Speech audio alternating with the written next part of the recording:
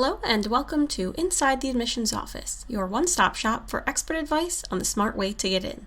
My name is Kayla, and each episode I'll bring you an interview with a former admissions officer, a graduate of a top college, or an admissions expert.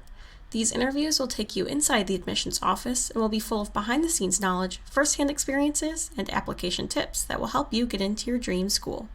This week, we're joined by Shoshannah Feinberg, a former admissions officer from Northwestern, to talk about standardized testing.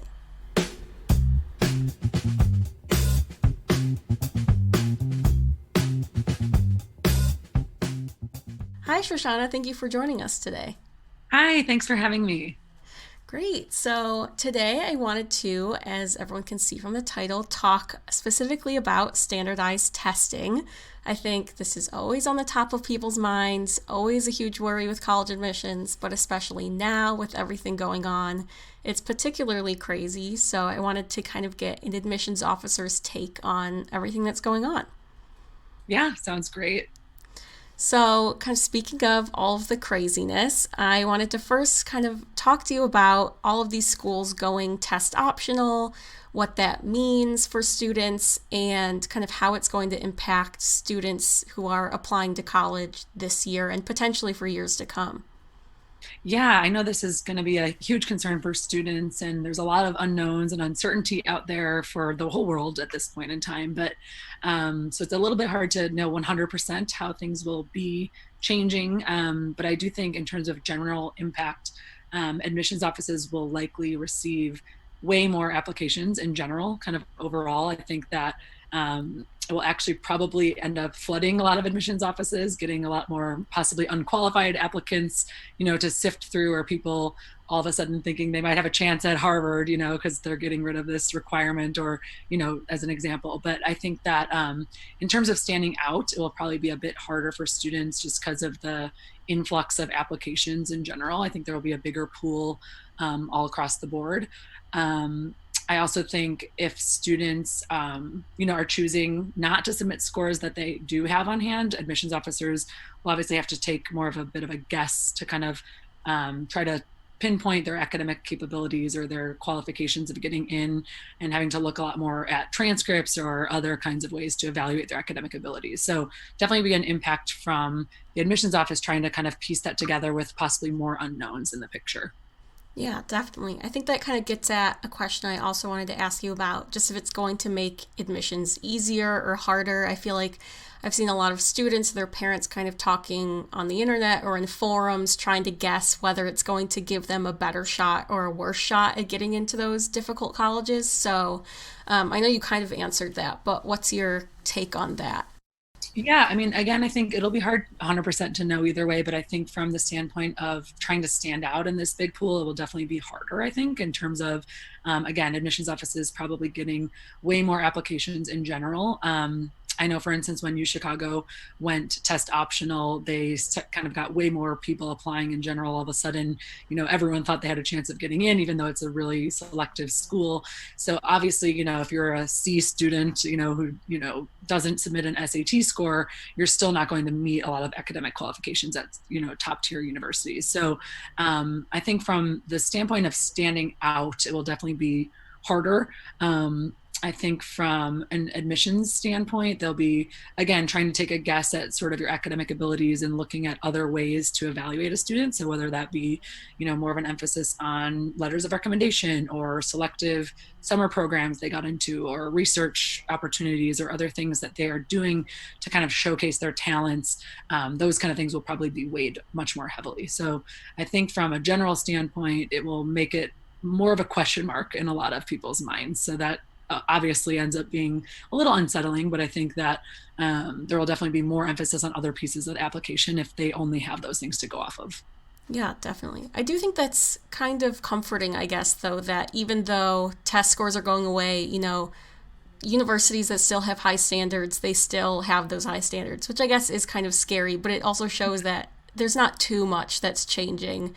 The Definitely. universities have other ways of looking at you. Exactly. It's not like all of a sudden, all of their standards are thrown out the window just because they don't have a one test score to kind of evaluate. So definitely a good point there. Yeah, definitely. Something else I'm wondering, just from kind of seeing people's questions that have been asked, is whether students should still even try to take standardized tests this year. I think, there's a lot of frustration and confusion about test dates being moved around and keep being canceled. And I've seen some students say, well, if these schools are test optional, should I just not even do it this year and not even keep trying? Yeah, great question. My overall answer would be to definitely still try and to get that test score under your belt. I think, particularly if you're an international student, I think you really need that to kind of prove your academic abilities. If you're from a lesser known high school, for instance, as well, those kind of things will really help you in terms of proving your academic abilities. Ultimately, I always tell my students, you don't want to leave admissions officers guessing. You don't want it up in the air to kind of have them make assumptions about your abilities. You want as many data points as you can have. So obviously more data points means a more informed decision about, your abilities, what you've done so far. So for students who don't end up submitting scores, you're taking more of a risk, I guess, that admissions officers will be interpreting your academic ability based on the things I mentioned before, your transcript, your letters of rec, other awards you may have gotten. But I do think that if you have the ability to take it, you should definitely try. Colleges are obviously being understanding at this point in time, given the chaos and the uncertainty and the cancellations. And, obviously there are circumstances where students won't have the ability to take a test. And I think a lot of admissions offices are making their policies more inclusive to kind of allow those students to still apply. They don't want to close the door just because this pandemic hit the world and students aren't necessarily able to get all the pieces they need. However, I think if you have the chance, it's definitely worth submitting that score. It's worth having that data point that they can make a better decision about you as an applicant. Yeah, it's definitely not an excuse, I guess, to just kind of take some months off and not study. Really, the test optional, policy is there to help you if, the worst case happens. Exactly. I definitely say if you have the chance and ability to take it, you should definitely take it and just have it under your belt. It hopefully will only help you in terms of the process and, again, removing that doubt. Yeah, definitely. So for students who are able to take the test, how are admissions officers going to look at the test? How are they going to evaluate it? Or just kind of how did admissions officers use tests to evaluate students in a normal year? Yeah, great question. So, standardized test scores are a great way to show admissions officers a universal understanding of your academic ability. So while they look at a transcript, which will show kind of your grades over a 4-year span, they're going to have to spend a lot of time digging for context to really understand what your GPA means at your school, right? At some schools, for instance, a 3.9 might be the best GPA at the school. In some schools, a 3.9 might be the worst GPA at the school. So they're going to have to dig and kind of make sense of what your grades show them. On the other hand, the standardized test scores are really universal in terms of understanding. So an admissions officer can look at a 1580 and know without a doubt that's a great score. They don't really have to think much about it. It's pretty black and white in terms of how it portrays a student's academic ability. So in terms of using these scores to evaluate students, every university will typically publish their median SAT score ranges, which are available to students and whoever looks it up online.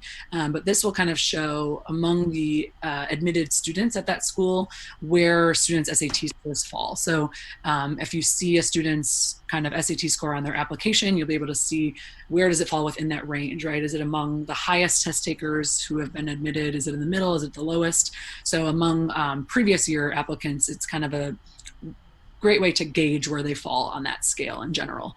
And that's a kind of way, again, to put them in context among all the other applicants. So it's a great way to kind of, again, put it into context and make sure they are understanding their academic abilities in comparison to the whole pool. Yeah, definitely. I think that's also a great way for students to kind of evaluate themselves when they're doing their school research. We always, I know, recommend our students to kind of look at those test scores to see if a school is a reach for them or if it might be like a safety to fall back on. So I think even if students aren't able to take the SAT, they might think this is the kind of score I think I might have been able to get, and that can kind of put them in context for what schools they should be going for.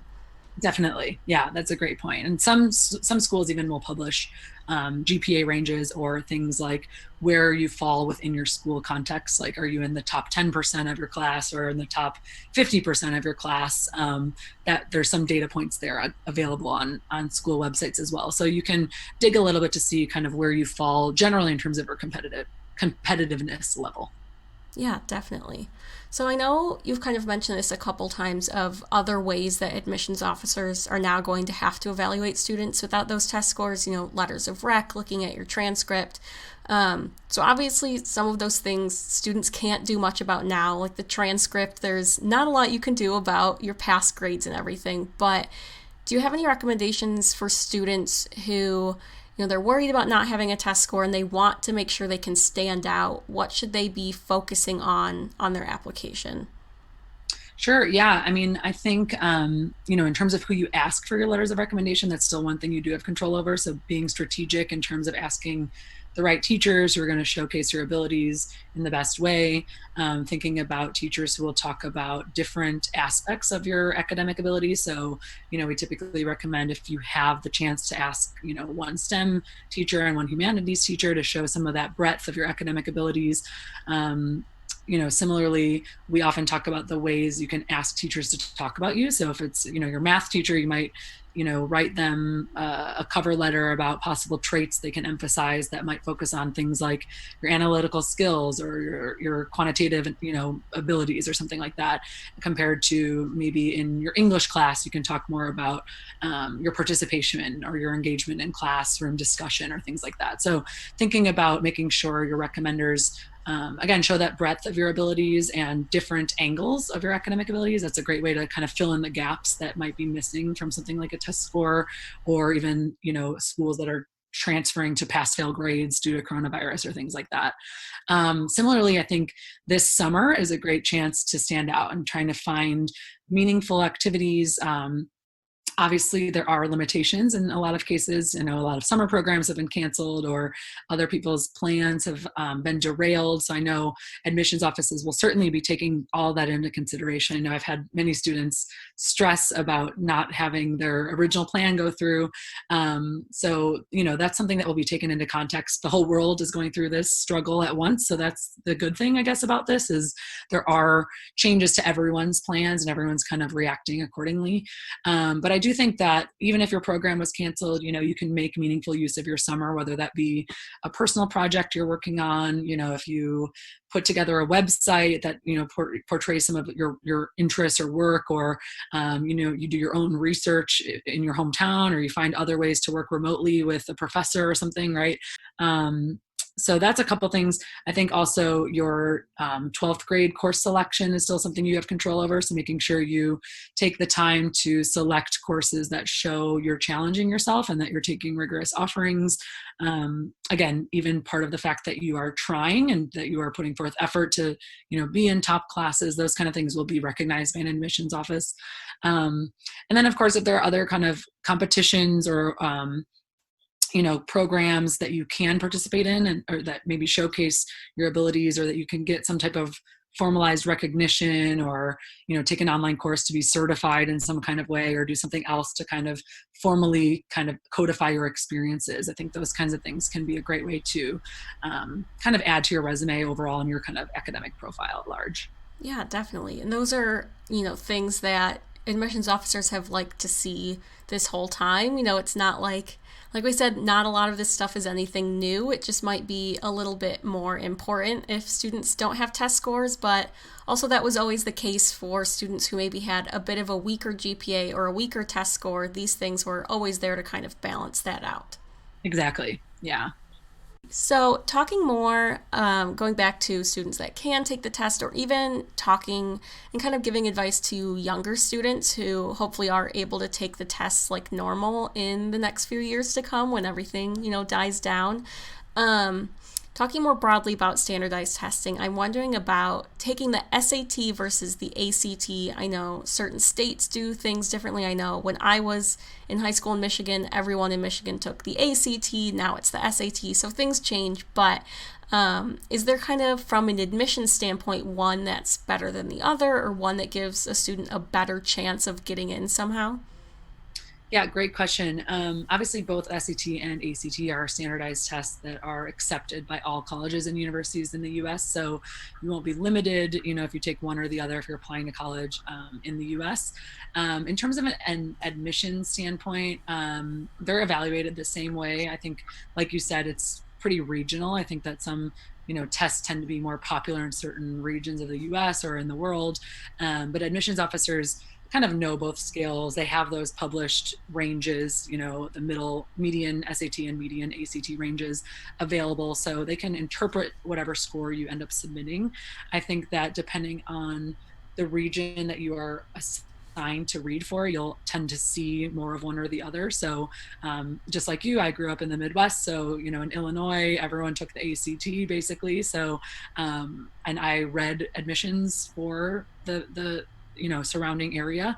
So I was always getting ACT scores, right? So I was more familiar with that just from the popularity of the test where I came from and where I was reading applicants from. However, if you are in charge of reading applications for a different country or a different part of the US that SAT is more popular, you as an admissions officer would get much more familiar with interpreting SAT results. But the big answer is they're evaluated, the same way. There isn't really a better or worse one to take.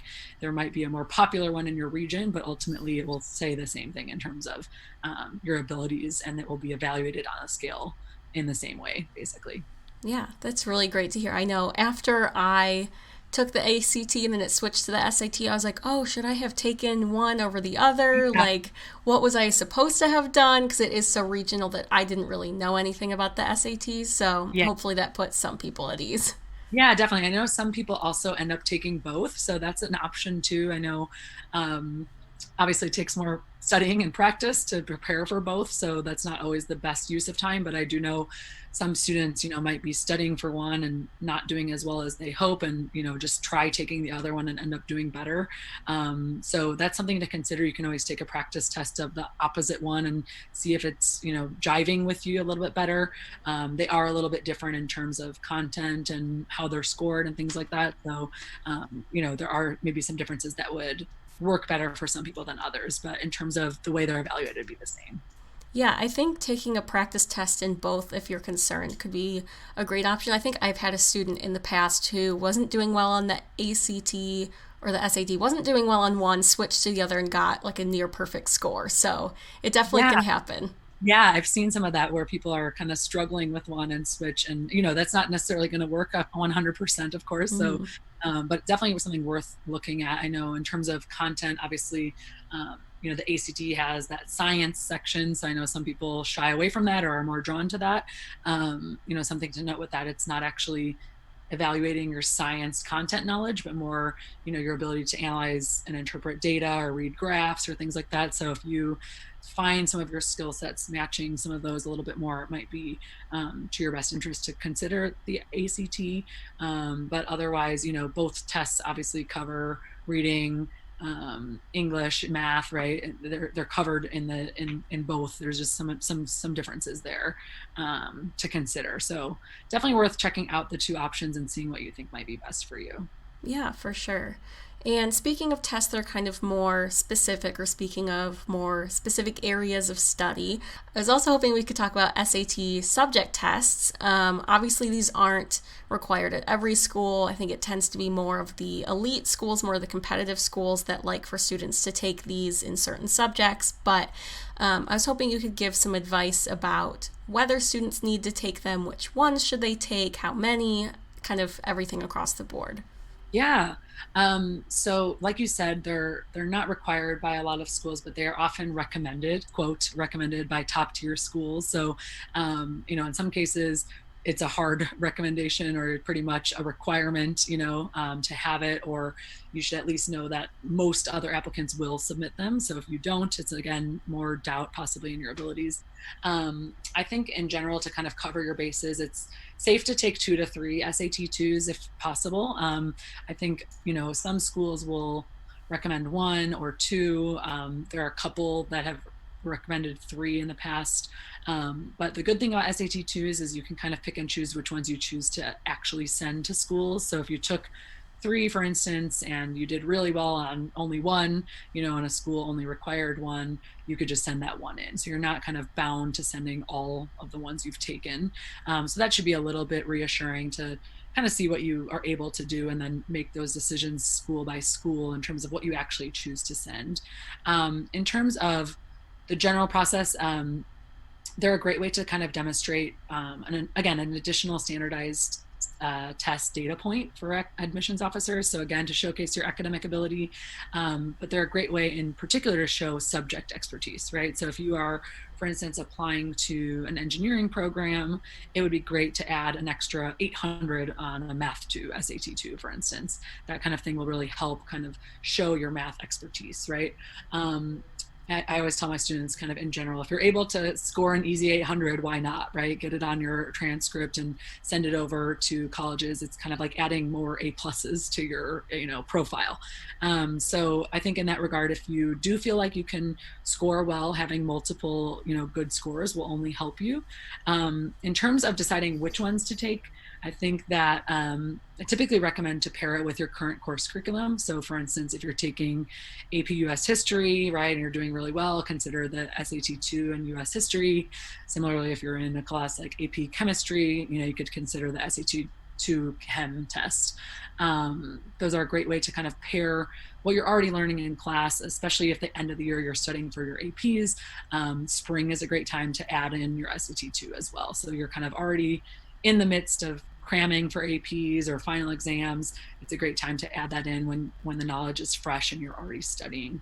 For general timing, I would say you can take them probably as early as, your spring of 10th grade as a starting point. Sometimes I recommend students to take the Math 2, SAT 2 as one of their first ones if they took pre-calculus in 10th grade. The Math 2, SAT 2 only goes through pre-calc, so you don't need calc knowledge. You don't have to have taken an AP calculus, for instance. So, if you feel prepared to get some of those SAT 2s out of the way early, 10th grade is a great time to do that, spring or summer after 10th, to get your first set at least under your belt. Obviously knowing that typically your 11th grade is much busier, much more hectic. There's a lot more APs, most likely. You're probably taking the regular SAT. So just a lot more on your plate in general. If you have time and the content knowledge in 10th grade, it's a great time to at least give it a try. But really anytime, spring of 10th through the summer after 11th is okay to take them and spread them out. Something to note, of course, is that SAT 2s aren't offered on the exact same schedule as SAT. So you'll want to space those out. And you also can't take both the SAT and SAT 2 on the same test day. So that's something else to keep in mind as you kind of plan out your schedule, that you'll have to kind of space those out from each other. So definitely, I think pairing it with your curriculum and your studying at your course level at school is a great way to think about that, though. And obviously thinking about the majors that you might end up going into, that's a great way to show that expertise. So again, like engineering, having some of those math science ones under your belt, or if you're a humanities person, thinking about a history, literature, or language test for your SAT 2s is a great way to kind of boost your profile there. Yeah, definitely. Especially for those more competitive majors like engineering. Typically, they're more competitive schools or programs in the school. So it can really help you boost your application like you were talking about. And I also think it is great that the SAT 2s are more flexible. I think everyone kind of thinks about the SAT or the ACT on a more rigid schedule. You take it your junior year, you take it, this time, but the SATs 2s, like you said, you can really start to take a lot earlier or in tandem with whatever classes you're doing. Exactly. Yep, definitely.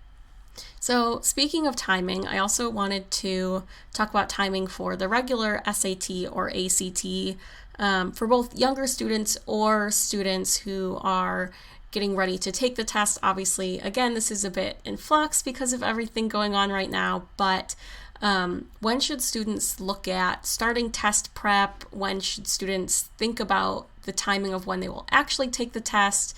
I think certain students who are really gunning for those top schools might start worrying about it really early. So I'm kind of wondering, whether that's a good idea and just kind of when it all should start in general. Yeah, definitely a popular question we get from students. I think, in terms of the typical time frame, most students begin test prep, I would say the summer between 10th and 11th grade. That's when they're really probably enrolled in some type of course or doing, self-study, getting that book, taking the practice test to see where they're at in terms of starting point and what areas they need to focus on to study on.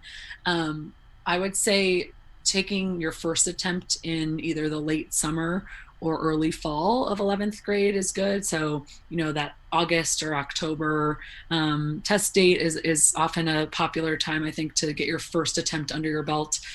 Something I do want to point out is that we don't recommend taking SAT more than 3 times total. So something that you really should keep in mind is when you are trying to retake it, that you leave enough time between your attempts to actually improve your score, right? I think what ends up happening, and that can often be the worst case scenario, is you rush through it and you take 3 in a row, 3 months in a row, or in a span of 5 months or something like that, and you kind of waste your attempts a little bit with little improvement. So you don't want to be able to or be forced to submit your test scores and show, a 10 or 20 point increase only, right? That's kind of a waste of your time, and, you're not adding much to your profile. So really wanting to make sure you're spacing out the time and intentionally studying between your sessions is important.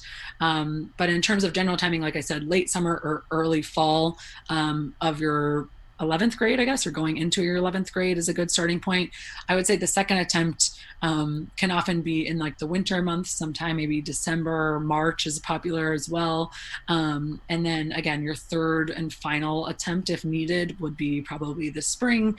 Obviously, depending on how your preparation is going, you might skip the March one and maybe your second attempt is not until May or something like that. But I would say typically spacing those out from fall of 11th grade through the summer is a great time. I would usually say the final attempt should be August or October if needed, going into your senior year as kind of a last resort.